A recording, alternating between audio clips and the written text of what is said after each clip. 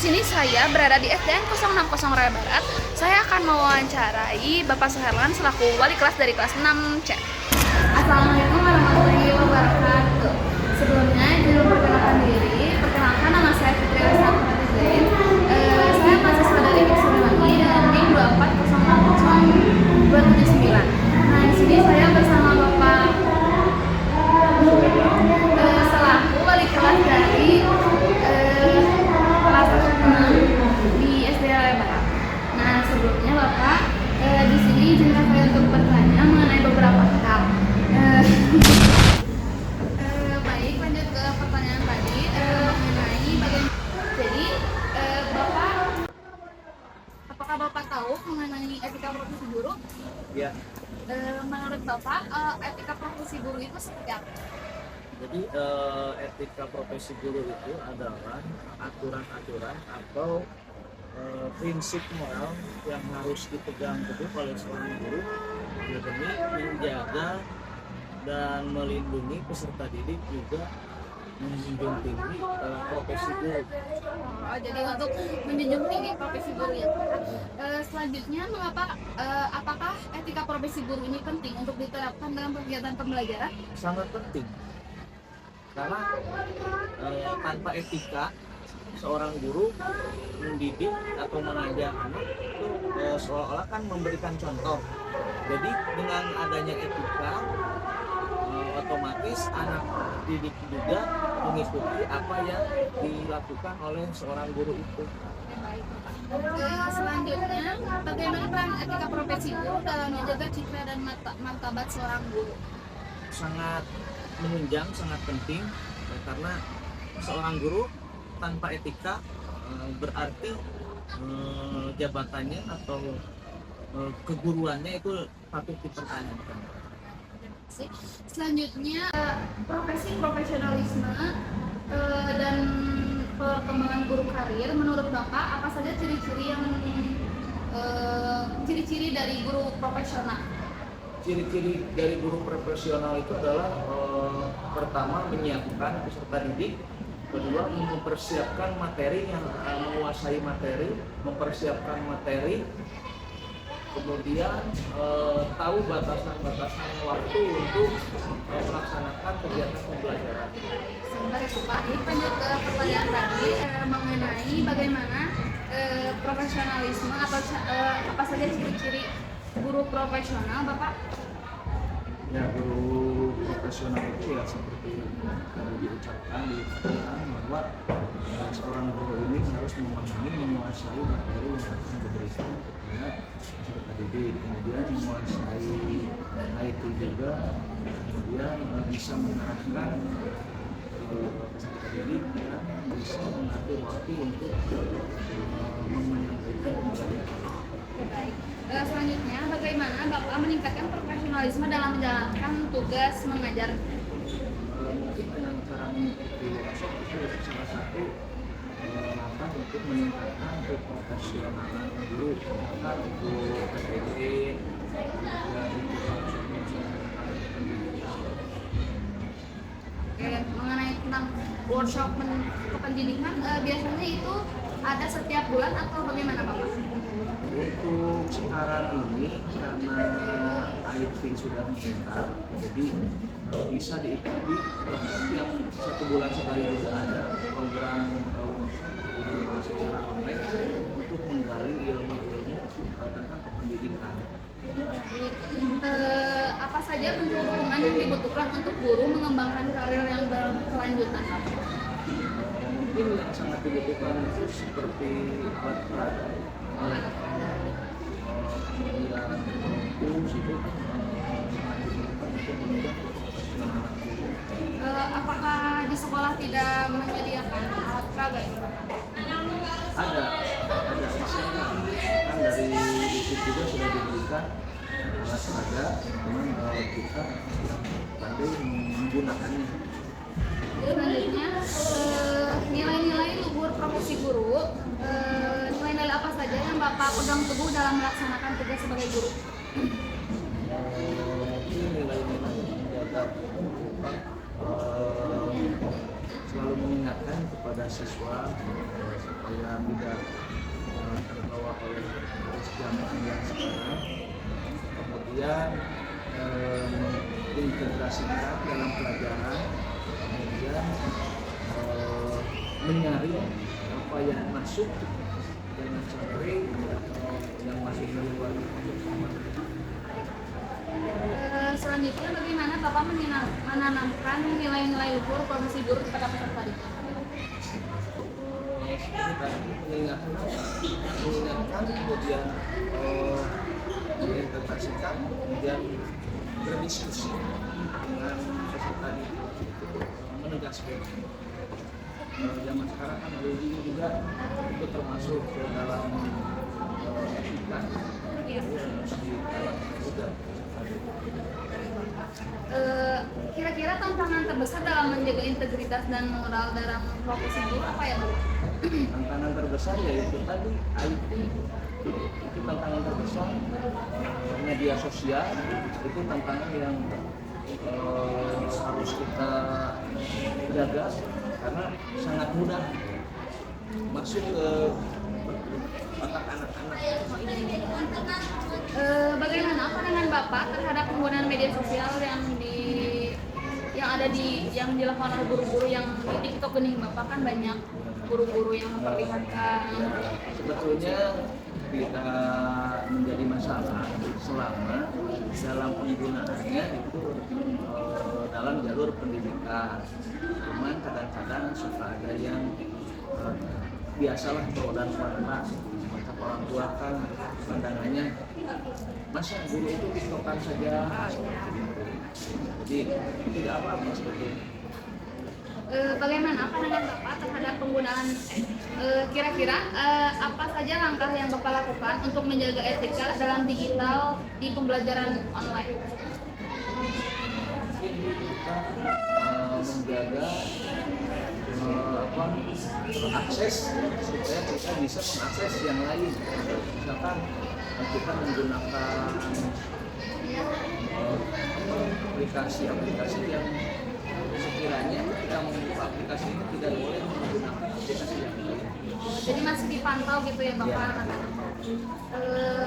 Selanjutnya, bagaimana Bapak menanamkan literasi digital yang beretika pada peserta didik? Jadi melalui contoh-contoh yang hasil dari media sosial itu ada yang negatif dan positif. Kita tanamkan bagaimana peserta didik memilah dan memilih mana yang baik dan mana yang buruk, dan juga bekerja sama dengan orang tua juga. Bekerja sama dengan orang tua. Kira-kira bagaimana Bapak dalam bekerja sama dengan orang tua? Mungkin komunikasi lewat WA, kemudian ada buku-buku, itu salah satu cara untuk bekerja sama dengan orang tua dan menginformasikan juga perkembangan anak di sekolah. Selanjutnya, bagaimana peranan etika profesi guru dalam terlihat pelaksanaan kurikulum merdeka Bapak? Apakah bersangkut paut dengan kurikulum yang selanjutnya? Ya masih tetap etika itu harus dikedepankan walaupun kurikulum setiap tahun itu bukan setiap tahun ya, setiap ganti menteri itu berubah aja, tapi tetap etika harus dikedepankan. Kira-kira bagaimana pendapat Bapak mengenai kurikulum merdeka? Sebetulnya kurikulum merdeka itu hanya ganti nama saja, dalamannya masih tetap kurikulum yang cuman dalam bahasa ini lebih global. Hanya saja dalam materi-materi pembelajarannya seperti buku itu banyak yang dikurangi, itu tergantung kreatif dari guru ini saja.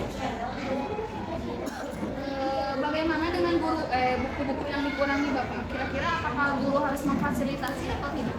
Iya, betul. Makanya dengan media sosial itu bisa menambah apa yang ada di situ. Kita bisa mengambil dari sana,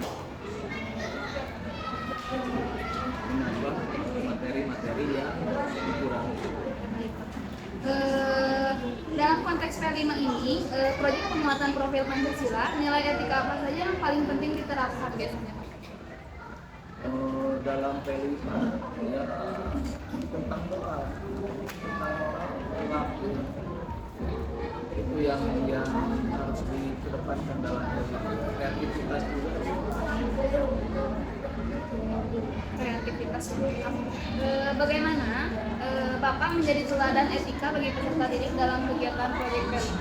Kita memberi contoh, melakukan tidak hanya menyuruh, tetapi kita melakukan juga. Apakah Bapak tahu mengenai etika profesi guru? Ya, Menurut Bapak, etika profesi guru itu seperti apa? jadi etika profesi guru itu adalah aturan-aturan atau prinsip moral yang harus dipegang teguh oleh seorang guru demi menjaga dan melindungi peserta didik, juga menjunjung tinggi profesi guru. Oh, jadi untuk menjunjung tinggi profesi guru ya. Selanjutnya, apakah etika profesi guru ini penting untuk diterapkan dalam kegiatan pembelajaran? Sangat penting karena tanpa etika seorang guru mendidik atau mengajar anak seolah-olah kan memberikan contoh. Jadi dengan adanya etika otomatis anak didik juga mengikuti apa yang dilakukan oleh seorang guru itu. Oke, baik Bapak. Selanjutnya, bagaimana peran etika profesi guru dalam menjaga citra dan martabat seorang guru? Sangat menunjang, sangat penting karena seorang guru tanpa etika berarti jabatannya atau keguruannya itu patut dipertanyakan. Selanjutnya, profesi profesionalisme dan perkembangan guru karir. Menurut Bapak, apa saja ciri-ciri dari guru profesional? Ciri-ciri dari guru profesional itu adalah pertama menyiapkan peserta didik, kedua mempersiapkan materi yang menguasai materi, mempersiapkan materi, kemudian tahu batasan-batasan waktu untuk melaksanakan kegiatan pembelajaran. Sebentar ya Bapak.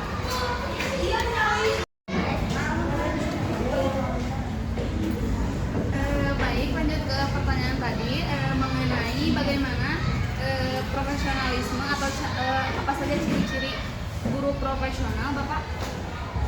Ya, guru profesional itu ya seperti tadi diucapkan bahwa seorang guru ini harus memahami, menguasai materi yang akan diberikan kepada peserta didik, kemudian menguasai IT juga, kemudian bisa mengarahkan peserta didik dan bisa mengatur waktu untuk menyampaikan pembelajaran. Baik. Selanjutnya, bagaimana Bapak meningkatkan profesionalisme dalam menjalankan tugas mengajar? Mungkin dengan cara mengikuti workshop itu salah satu langkah untuk meningkatkan keprofesionalan guru, maka untuk PPD kemudian ikut workshop Mengenai tentang workshop kependidikan, biasanya itu ada setiap bulan atau bagaimana Bapak? untuk sekarang ini karena IT sudah meningkat, jadi bisa diikuti setiap 1 bulan sekali juga ada program secara online untuk menggali ilmu-ilmu tentang kependidikan. Apa saja bentuk dukungan yang dibutuhkan untuk guru mengembangkan karir yang berkelanjutan, Bapak? Mungkin yang sangat dibutuhkan seperti alat peraga, kemudian tools itu sangat dibutuhkan untuk menunjang keprofesionalan guru. Apakah di sekolah tidak menyediakan alat peraga itu, Bapak? Ada disiapkan kan dari dikit juga sudah diberikan alat peraga, cuman kita pandai menggunakannya. Selanjutnya, nilai-nilai luhur profesi guru, nilai-nilai apa saja yang Bapak pegang teguh dalam melaksanakan tugas sebagai guru? Mungkin nilai-nilai menjaga selalu mengingatkan kepada siswa supaya tidak terbawa oleh arus zaman yang sekarang, kemudian mengintegrasikan dalam pelajaran, kemudian menyaring apa yang masuk, jangan sampai yang masuk dari luar itu masuk semua. Selanjutnya bagaimana Bapak menanamkan nilai-nilai luhur profesi guru kepada peserta didik? Seperti tadi mengingatkan, kemudian mengintegrasikan, kemudian berdiskusi dengan peserta didik untuk menegaskan. Zaman sekarang kan bullying juga itu termasuk ke dalam etika, harus ditanamkan juga. Kira-kira tantangan terbesar dalam menjaga integritas dan moral dalam profesi guru apa ya Bu? Tantangan terbesar yaitu tadi IT, itu tantangan terbesar. Media sosial itu tantangan yang harus kita jaga karena sangat mudah masuk ke otak anak-anak. Bagaimana pandangan Bapak terhadap penggunaan media sosial yang dilakukan oleh guru-guru yang di TikTok gini? Bapak kan banyak guru-guru yang memperlihatkan.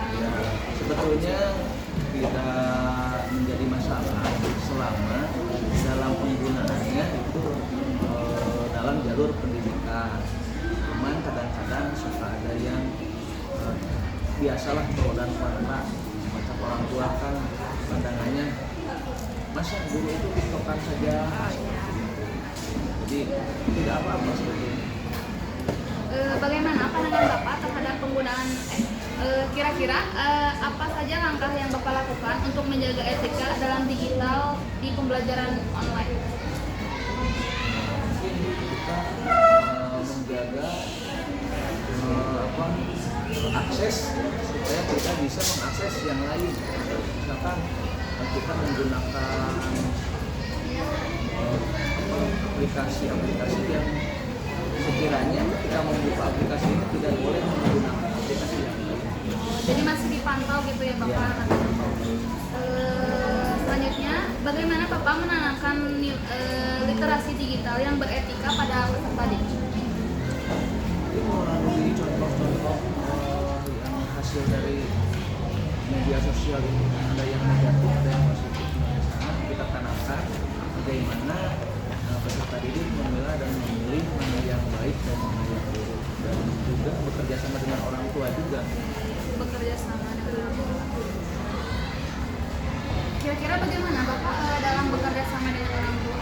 Mungkin komunikasi lewat WA, kemudian ada buku-buku, itu salah satu cara untuk bekerja sama dengan orang tua dan menginformasikan juga perkembangan anak di sekolah.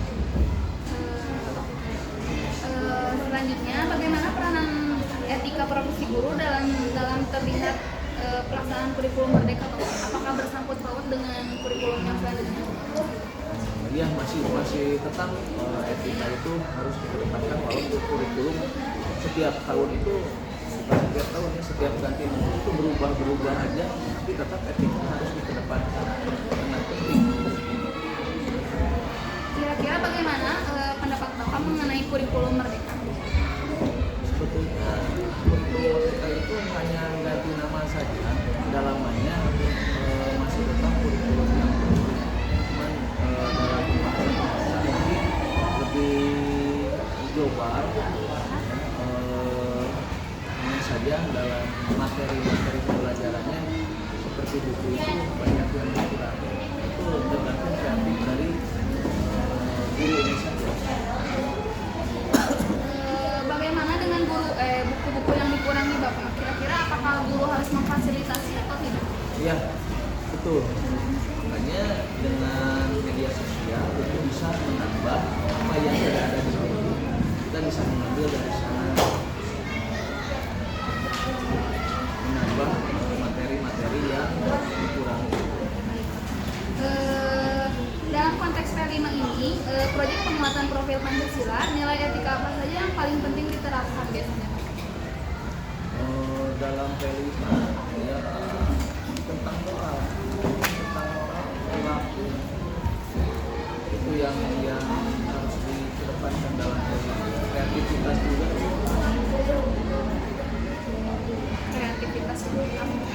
bagaimana Bapak menjadi teladan etika bagi peserta didik dalam kegiatan proyek Kelima? Kita memberi contoh, melakukan, tidak hanya menyuruh, tetapi kita melakukan juga.